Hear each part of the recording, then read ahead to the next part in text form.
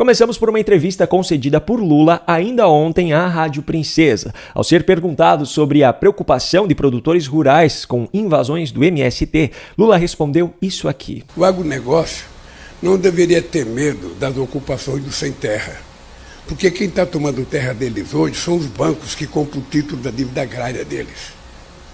E o banco, quando compra o título, é imperdoável. Ele vai em cima e recebe ou toma terra. Ora, faz tempo que sem terra não invade terra nesse país. Faz muito tempo. É preciso ter muita cara de pau para contar uma mentira dessas ao vivo e nem ao menos ficar vermelho. Ora, faz tempo que sem terra não invade terra nesse país.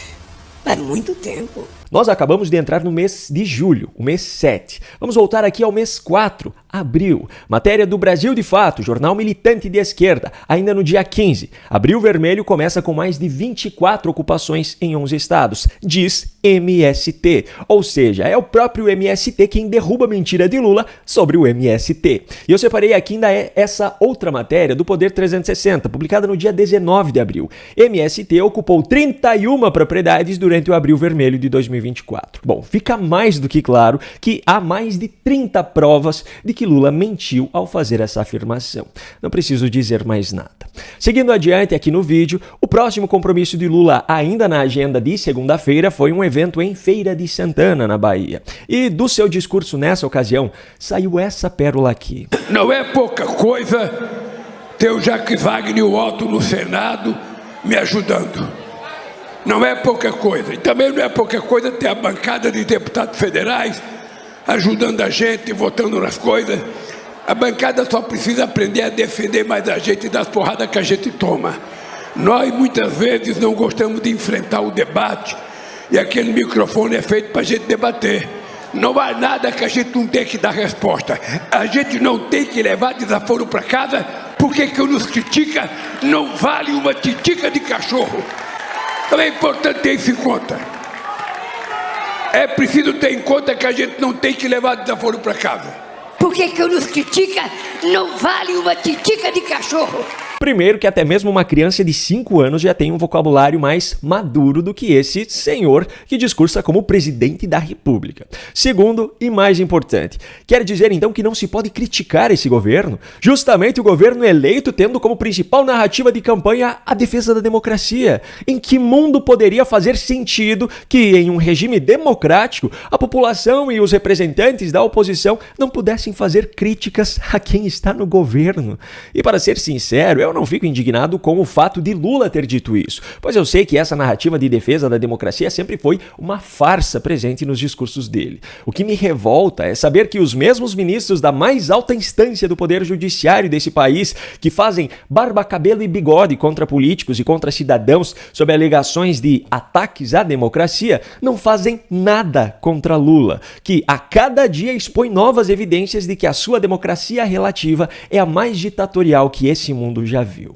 Enfim, ainda nesse mesmo discurso, Lula veio com uma daquelas frases que só fazem sentido na cabeça dele. E nós queremos deixar a Bahia mais impecável, com melhor qualidade de vida, porque esse povo baiano não é povo, é uma pessoa extraordinária. O povo não é povo, o povo é uma pessoa extraordinária. Alguém consegue me explicar isso? Ah, e ainda tem mais um trecho desse mesmo evento que eu preciso mostrar aqui. Veja só. E eu queria dizer para vocês que nunca mais eles voltarão a permitir, fazer com que o ódio prevaleça nesse país. Esse país não é o país do ódio. Como explicar a hipocrisia de uma pessoa que diz isso? Esse país não é o país do ódio. Apenas alguns minutos depois de ter dito isso aqui. Porque quem nos critica não vale uma titica de cachorro. E não ficou só por isso não. Ainda na Bahia, só que em Salvador, Lula saiu com essa. 2012, 2013, pois esses canalhas pararam as obras e não fizeram. Pois é, se você chamar de corrupto um político que se envolveu em casos de corrupção, você está praticando o discurso de ódio. Mas Lula, usando termos como canalhas, não tem problema nenhum. E se você acha que a situação já estava vergonhosa, Lula conseguiu deixá-la ainda pior. Ele chamou a atenção de reitores presentes na plateia para contar mais uma vez aquelas 4 mentiras que já viraram rotina nos seus discursos. Porque é uma contradição, companheiros. Vocês que são reitores e reitoras, é uma contradição. Esse país não foi apenas o último país a abolir a escravidão, a ter a independência, a ter o voto da mulher. Esse país foi o último país a ter uma universidade federal. Eu já cansei de mostrar provas em vídeos aqui do canal de que o Brasil não foi o último país a abolir a escravidão, não foi o último país a se tornar independente, não foi o último país a garantir o voto feminino e não foi o último país a ter uma universidade. Se você ainda não viu essas provas, é só procurar aqui nos vídeos das últimas semanas, aqui no canal, onde eu mostrei a mentira quádrupla de Lula, ou simplesmente pesquisar no Google essas informações. O que mais me indignou nessa fala de Lula é o fato de que ele disse isso na presença de reitores de universidades, chamando a atenção deles para isso. E ninguém, absolutamente ninguém da plateia se prestou a desmenti-lo. Bom, tudo isso aconteceu ainda na segunda-feira. Nessa terça, ainda na Bahia, Lula concedeu uma entrevista logo pela manhã à Rádio Sociedade.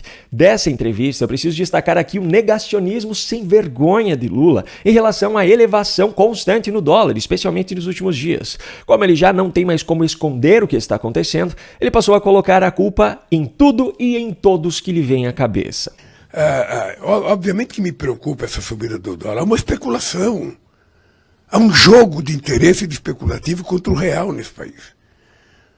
E eu tenho conversado com as pessoas do que a gente vai fazer para tomar. Eu estou voltando quarta-feira, vou ter uma reunião, porque não é normal o que está acontecendo. Não é normal. Essa é mais uma das muitas hipocrisias da gestão petista.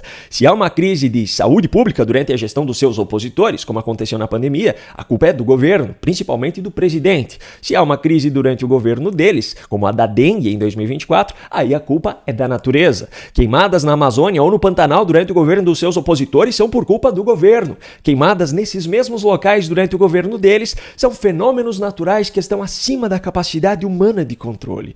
Se o dólar sobe durante a gestão dos seus opositores, a culpa é do presidente. Se o dólar sobe durante a gestão deles, é especulação, é um jogo de interesses, é culpa de qualquer um, menos do presidente. Mas sabe como é, né? A internet não perdoa. Não é à toa que esse governo quer tanto regulá-la. Usuários resgataram o vídeo de uma entrevista de Simone Tebet, que hoje é a ministra do Planejamento no governo Lula, ao Ratinho no dia 20 de setembro de 2022, antes da sua conversão ao lulismo. Veja só. Você acha que o Brasil está com uma imagem ruim lá fora?